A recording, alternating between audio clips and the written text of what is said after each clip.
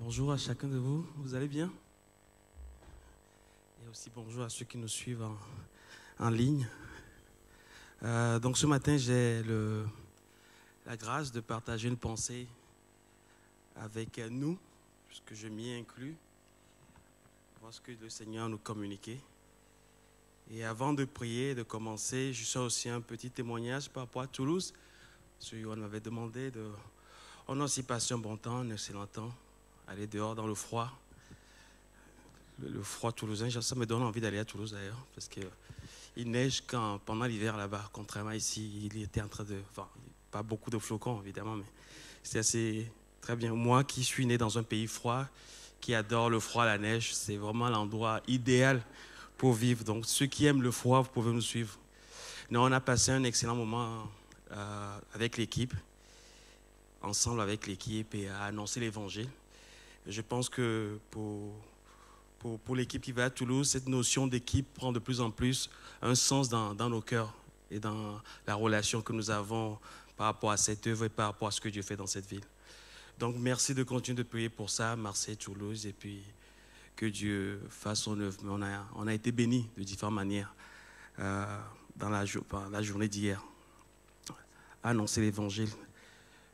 Donc c'est super. Donc on continue vos prières. Amen. Merci beaucoup. Ok, une pensée, enfin un partage. On va d'abord prier pour juste remettre ce temps entre les mains de notre Seigneur. Père éternel, nous te bénissons, nous t'adorons pour ta parole que tu nous donnes. Nous t'adorons pour tous les moyens que tu mets à notre disposition pour l'entendre, pour la connaître, Jésus. Et ton esprit dans nos cœurs qui nous pousse à la pratiquer, à nous relever, à continuer de marcher selon ce que ta parole nous enseigne. Et alors que ce matin, nous sommes encore rassemblés pour te chanter, pour te louer, mais aussi pour recevoir de toi. Nous demandons à ton esprit, et que ton esprit vienne nous assister, vienne parler à nos cœurs, vienne ouvrir l'esprit de notre entendement, que nous puissions recevoir ce que tu as prévu pour nous aujourd'hui et comprendre aussi ta parole. Merci mon Dieu. Merci. En ton nom précieux, merci pour toutes tes provisions, Jésus. Une provision pour chaque situation, comme on l'a entendu. Et de savoir que tu ne nous abandonnes pas, que nous ne sommes jamais seuls devant les défis de la vie. Seigneur, nous pouvons compter sur ta présence. Nous pouvons compter sur cette exaction. Nous pouvons compter sur ton œuvre dans nos cœurs, Jésus. Cette œuvre dans ce monde qui ne s'arrête jamais, Seigneur. Parce que tu es ce Dieu qui ne s'arrête jamais de travailler, de chercher, d'aimer, de faire grâce, d'élever, de restaurer, Seigneur. C'est ce que tu es, Jésus. Et nous sommes l'objet de tout cet amour, de toute cette grâce. Gloire à ton nom, Seigneur. Merci en ton nom précieux, Jésus. Merci, Jésus. Gloire te soit rendue, Seigneur. Merci pour ta précieuse parole, Papa. Merci pour ta précieuse parole, Jésus. La grâce que nous avons de pouvoir la recevoir au quotidien, Seigneur. Merci, mon Dieu. Viens toucher nos cœurs, prépare nos cœurs pour tout ce qui nous reste à vivre ce matin, Jésus. Ce partage, le partage de Pasteur Yohan, Seigneur. Nous savons, Seigneur, que tu nous rassembles parce que tu as une parole pour nous. Et nous passons à cet homme dans les évangiles qui dit, dis un mot et mon serviteur sera guéri. Et ce matin, nous savons qu'un seul mot de ta part est suffisant pour briser les chaînes dans nos vies. Un seul mot de ta part est suffisant pour délier les liens dans lesquels nous sommes trouvés peut-être par nos décisions.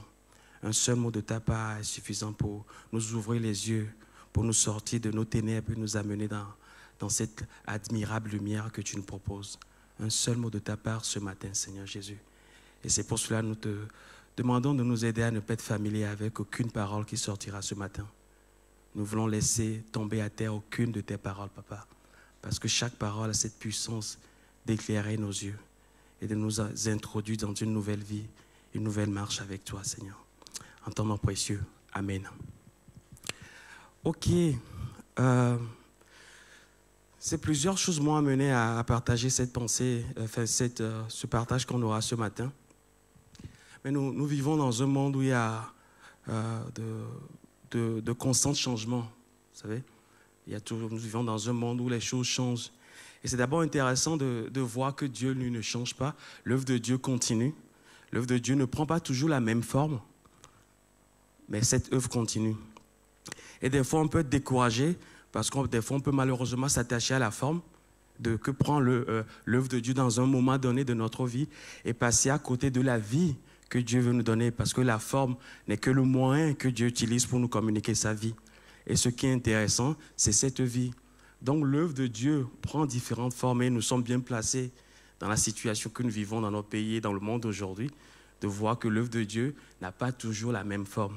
Et lorsqu'on considère le livre des Actes, on voit que l'Église du 1er siècle avait rencontré notamment, entre autres, 2 grands défis. Le premier défi, c'est celui d'accueillir le changement. Parce que ce sont des chrétiens qui avaient un arrière-plan juif et qui avaient des pratiques juives, qui avaient des conceptions juives dans la relation qu'ils peuvent avoir avec les gens qui les entourent. Et voilà qu'ils sont devenus chrétiens. Et un des défis qu'ils ont dû relever pendant leur marche avec Dieu, pendant les débuts de l'Église, c'est celui d'accueillir le changement. C'est celui de comprendre qu'aujourd'hui, contrairement à ce qu'ils pensaient dans le passé, les Samaritains ont part à la nouvelle vie, que les païens ont part à cette nouvelle vie. Et nous avons ce passage, vous savez, dans Actes chapitre 10, lorsque le Saint-Esprit a poussé Pierre à aller annoncer l'évangile dans la maison de Corneille, le païen.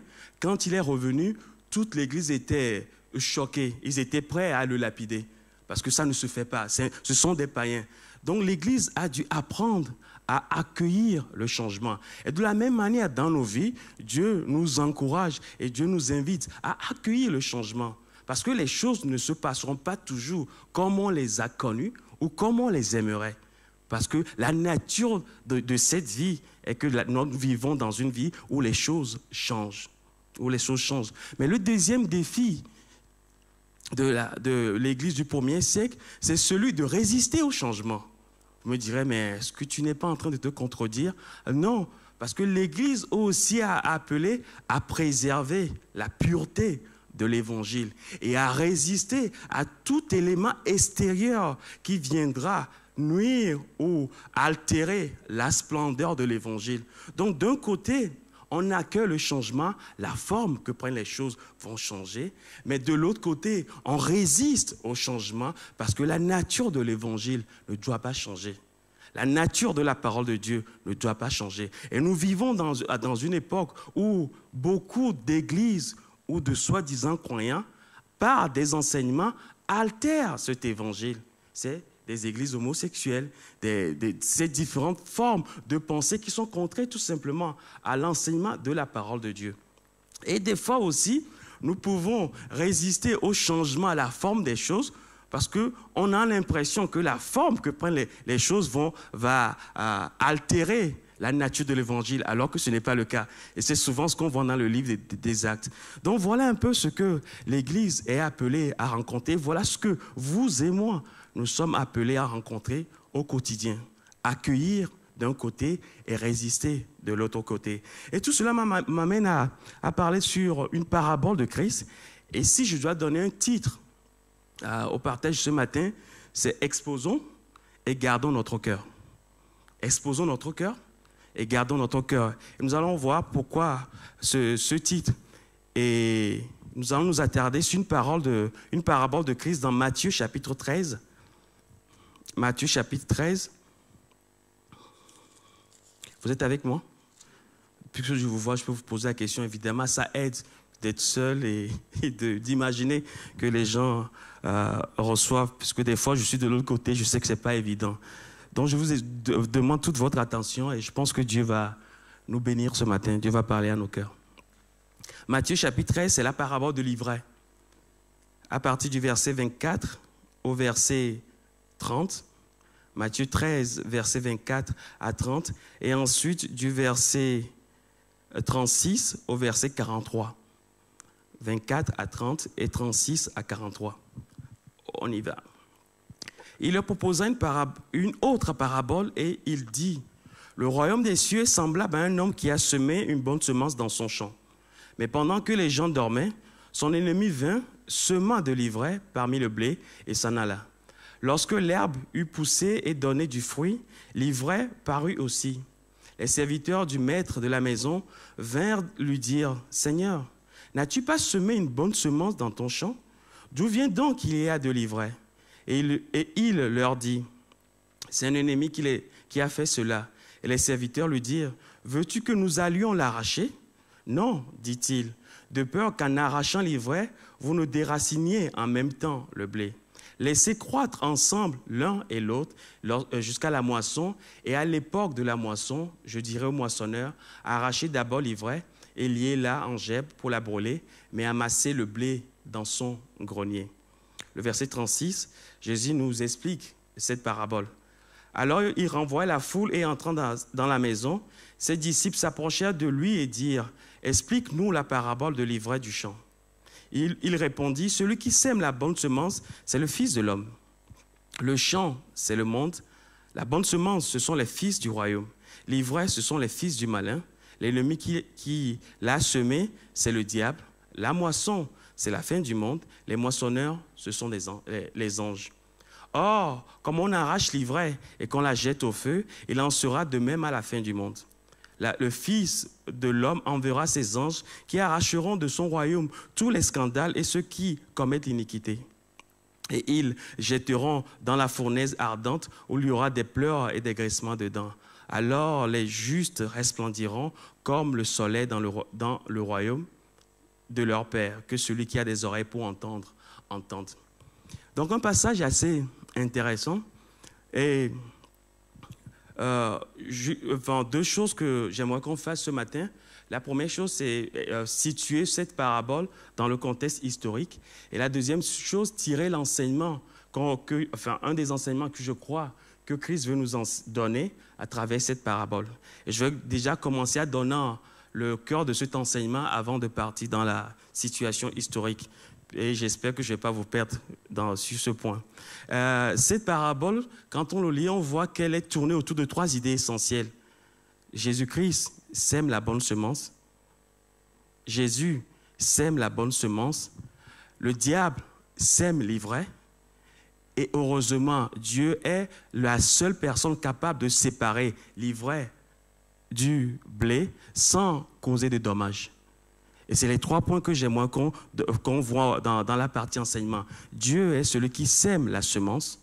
Le diable, celui qui sème toujours l'ivraie dans le champ de Dieu. Et Dieu, la seule personne capable de semer, de diviser ce qui est de Dieu et ce qui est de la chair, ce qui est de l'esprit et ce qui est de la chair. Mais avant tout, je pense que c'est juste situer cette parabole dans son contexte historique. Est-ce que vous êtes avec moi? D'accord? S'il y a des points que vous ne comprenez pas, des mots que vous ne comprenez pas, tout simplement, ça peut être normal. Du coup, c'est une invitation à vous inscrire à l'Institut biblique pour comprendre ces mots. Parce qu'il faut prendre des cours pour comprendre cela. Donc, c'est un élément pour faire de la pub pour l'Institut et en même temps pour nous montrer qu'on peut comprendre la parole de Dieu, même si des fois c'est compliqué. Donc, je vous invite à être avec moi. On y va? Allez, on y va. L'évangile de Matthieu est un évangile particulier puisque Matthieu non seulement veut montrer que Jésus est roi, il présente Jésus comme le roi, mais il veut surtout expliquer aux croyants du premier siècle pourquoi les prophéties concernant le royaume n'ont pas été accomplies lors de la première venue de Christ. Qu'est-ce que je veux dire par là? Dans les prophètes, on voit que le Messie en venant va instaurer le royaume de Dieu sur la terre. Or, quand Jésus est venu, lui qui est ce Messie, il n'a pas instauré le royaume sur la terre. Et une des questions que les croyants se posaient à l'époque, pourquoi? Et c'est à cela que Matthieu cherche à répondre en rédigeant son évangile. Et juste le plan de l'évangile aussi qui peut nous aider. Chapitre 1. Matthieu montre par la généalogie de Christ que Christ est le roi légitime, puisqu'il descend de David. Donc, il a le droit de s'asseoir sur le trône de David. Il est de la descendance de David.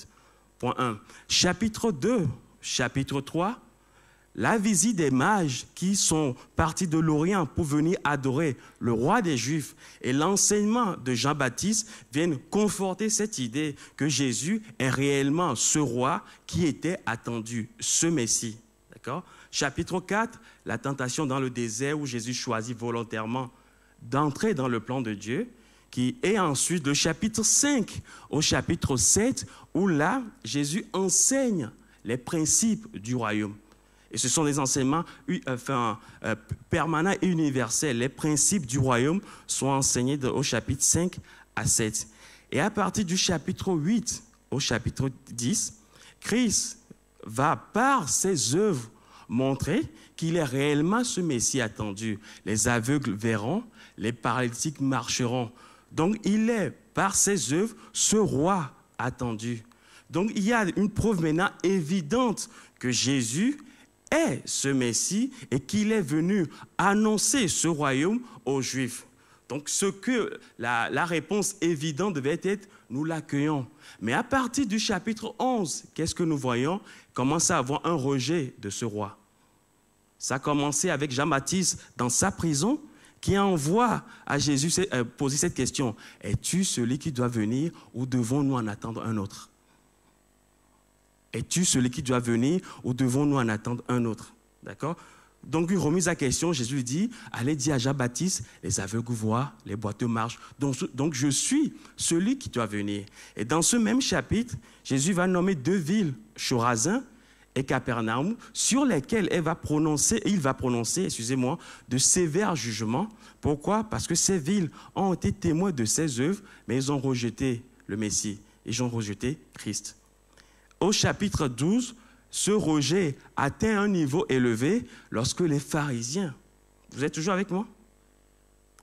D'accord? Donnez-moi toute votre attention. Si vous ne comprenez pas, je vous l'ai dit, inscrivez-vous à l'Institut et vous comprendrez un peu plus. Donc, au chapitre 12, il y a un nouveau palier qui est atteint, puisque maintenant les pharisiens vont attribuer les œuvres de Christ aux démons, à Belzébul. C'est-à-dire Christ œuvre par le Saint-Esprit et les pharisiens vont dire, c'est par les démons que tu œuvres. Et là, le ministère de Christ va prendre une autre forme. Le rejet est prononcé et du coup, ce royaume promis sera repoussé à un moment ultérieur. Parce que les Messies, les Juifs plutôt, ont commis le péché impardonnable qui est d'attribuer l'œuvre de Dieu à un démon. D'accord? C'est le rejet de Christ. Ce qui amène au chapitre 13, où là, Christ ne va plus utiliser des images pour enseigner, mais il va utiliser des paraboles. Et il le dit, j'utilise des paraboles pour faire la part entre ceux qui veulent me connaître et ceux qui ne veulent pas me connaître. C'est un des premiers points. Mais le deuxième point qui nous intéresse, c'est que par ces paraboles, Jésus est aussi en train de nous montrer quelles sont les différentes formes qu'aura le royaume de Dieu entre sa première venue, quand il est venu sur la terre donner sa vie, et la seconde venue, quand il reviendra sur la terre pour établir son royaume. Voilà la période que couvrent ces paraboles sur le royaume. Sa première venue et sa seconde venue. Sachant qu'entre ces périodes, il y a l'Église, il y a l'enlèvement de l'Église et il y a la tribulation. Donc le défi pour nous, c'est de savoir ces différentes paraboles s'appliquent à quelle période? Est-ce que ça s'applique à l'Église ou à une autre période? Donc la parabole que nous avons lue, voilà un peu le contexte historique. Est-ce que ça va? Si vous me dites oui, ça veut dire que ceux qui suivent en ligne ont compris. Mais si vous me dites non, je pose les micros, je prie pour vous et on continue le culte. Donc vous sentez la pression. Est-ce que vous avez compris? Non. Si vous ne voulez pas, on peut avoir un temps de questions-réponses un autre jour. Mais voilà un peu la situation historique. Donc cette parabole, une des premières choses, ne s'adresse pas à l'Église. D'accord? L'ivraie et le blé, ce n'est pas l'Église. D'accord? Puisqu'il dit, après vient la fin des temps. Donc il y aura cette séparation entre l'ivraie et le blé. Or, dans Matthieu 25, on a aussi cette parabole de la séparation entre les brebis et les boucs. Ceux qui ont été pour Israël et ceux qui ont été contre Israël, qui vont rentrer dans le royaume. D'accord? Cette parabole ne parle pas de l'enlèvement de l'Église, puisque après l'enlèvement, ceux qui vont rester sur la terre auront encore la possibilité d'être sauvés. Or, ici, l'ivraie est jeté au feu. D'accord? Donc, cette parabole ne s'applique pas dans son contexte historique à l'Église, mais à cette période de tribulation avant l'instauration du royaume de Dieu sur la terre. D'accord? Et l'Église, une des troisièmes choses, l'Église ne va pas traverser cette période de tribulation. Donc, pour le contexte historique, voilà. Cette parabole ne s'adresse pas à nous, l'Église, mais à cette période. Maintenant, l'enseignement de cette parabole, on peut l'appliquer pour nous. Et c'est là où ça devient pratique pour nous aujourd'hui. Et je vais prendre quelques minutes là-dessus. Dieu est celui qui sème la bonne semence. Tout ce qui vient de Dieu est bon. Tout ce qui sort de Dieu est excellent. Tout ce qui sort de Dieu produit la vie. Romains chapitre 12, verset 2. Soyez renouvelés dans l'esprit de votre intelligence afin de discerner que la volonté de Dieu est bonne, que la volonté de Dieu est bonne, agréable et parfaite. Tout ce qui vient de Dieu est bon. Ça veut dire quoi concrètement? Que la situation que je raconte aujourd'hui, Dieu, même si c'est des hommes qui l'ont utilisé, Dieu l'a permis, alors c'est bon pour ma vie. Il y a une bonté divine à trouver là-dedans. Il y a une saveur de Dieu à découvrir dans chaque situation que nous rencontrons. Parce que tout ce qui sort de Dieu est excellent. Tout ce qui sort de Dieu est bon pour ma vie. Donc, dans chaque domaine de ma vie, dans chaque situation que je rencontre aujourd'hui, je peux avoir la certitude que je peux toujours expérimenter quelque chose de beau, de parfait et d'agréable parce que Dieu est dedans. La forme change, mais le fond est toujours pareil. Ce Dieu qui est à la recherche de l'homme perdu, ce Dieu qui veut nous donner qui il est, ce Dieu qui veut semer en nous sa vie. Jacques, chapitre 1, verset 17. Tout don, toute grâce excellente et tout don parfait descend d'en haut, du Père des Lumières, chez qui il n'y a ni changement, ni ombre de variation. Donc, ce qui est excellent vient de Dieu. Tout ce que Dieu donne est excellent. Et dans ce passage, il y a un point encore supplémentaire. Pourquoi c'est bon? Tout ce que Dieu promeut est bon. Pourquoi tout ce que Dieu promeut est agréable? Parce que Dieu ne change pas. Il n'y a ni en lui ni ombre de variation, ni changement. Et l'image de ce verset est intéressante parce que ça donne une image comme celle-là. Le soleil qui brille et aucun nuage qui ne peut altérer ou diminuer l'intensité de la lumière du soleil. Dieu est ce soleil et il n'y a aucun élément sur cette terre, il n'y a aucun élément dans ma vie qui peut empêcher Dieu de briller. Psaume 84, verset 11, l'Éternel Dieu est un soleil et un bouclier. Il donne la grâce et la gloire et ne refuse aucun bienfait à ceux qui marchent dans l'intégrité. Parce qu'il est ce Dieu qui sème toujours la bonne semence. C'est ce Dieu que nous avons. Tout ce qui vient de Dieu est excellent. Tout ce qui vient de Dieu est agréable et c'est parfait pour moi. Et pour le dire autrement, encore une fois, dans tout ce que je rencontre, il y a quelque chose de beau à vivre de la part de Dieu.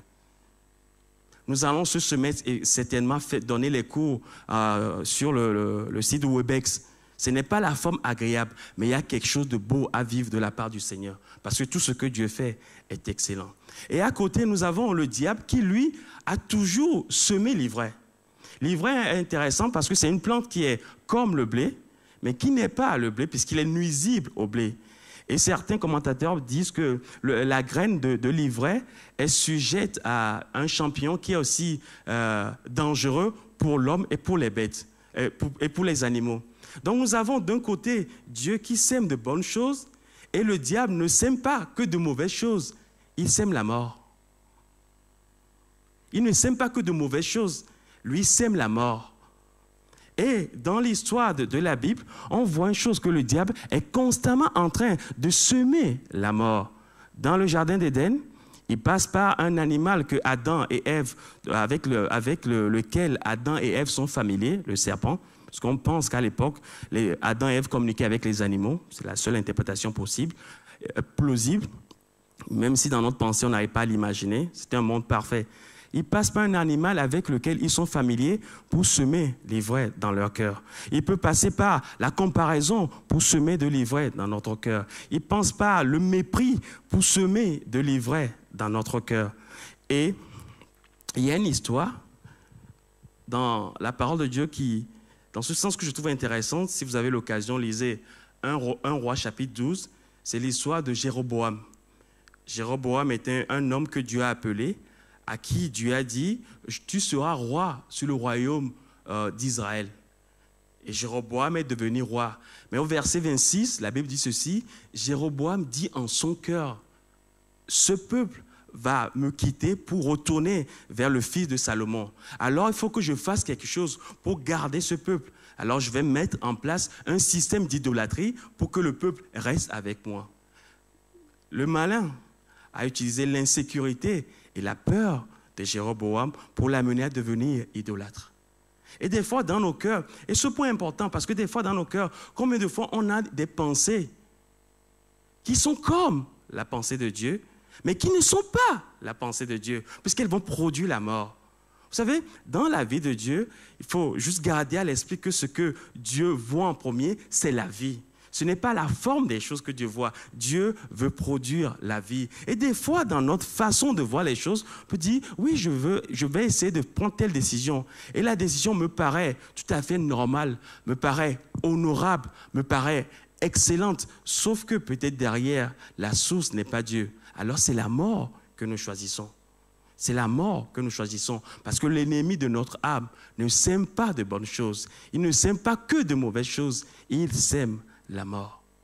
Il sème la mort. Donc, et c'est pour cela que je me dis qu'il faut qu'on garde notre cœur afin de ne pas donner au malin l'avantage sur notre vie. Comme le dit l'apôtre Paul dans 1 Corinthiens. Nous n'ignorons pas les desseins du diable parce que nous ne voulons pas lui donner avantage. Nous pardonnons parce que nous ne voulons pas lui donner avantage dans notre vie. Il est là pour semer la mort. Et les portes que j'ouvre pour qu'il accède à mon cœur et semer l'ivraie, ce sont ces différentes choses que j'ai citées, entre autres.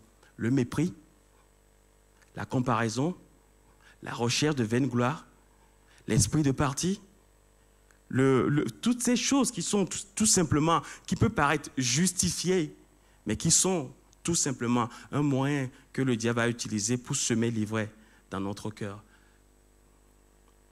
La crainte, l'insécurité, combien de décisions mauvaises nous prenons parfois parce que nous sommes motivés par la crainte. Et la crainte ne doit jamais être la motivation de nos décisions, mais plutôt l'amour, un Dieu qui est au contrôle de tout, un Dieu de qui viennent que de bonnes choses pour notre vie. Et la troisième chose pour continuer, et c'est ce dernier point extraordinaire, heureusement que nous avons un Dieu qui sait séparer l'ivraie du bon grain, sans faire de dommages. Il sait séparer l'ivraie du bon grain sans faire de dommages. Et qu'est-ce qu'il me demande? Expose ton cœur. Garde ton cœur contre l'ivraie, mais expose ton cœur à ma pensée. Expose ton cœur à ma vie. Parce que lorsque ton cœur est exposé, il y a une séparation qui se fera entre ce qui est de Dieu et ce qui n'est pas de Dieu. Et la gloire de Dieu remplira notre vie. Et la gloire de Dieu nous élèvera. Voilà un peu ce que Dieu m'a mis à cœur ce matin. Que Dieu vous bénisse et ensemble, tout simplement, gardons notre cœur et en même temps, exposons notre cœur. Que Dieu vous bénisse.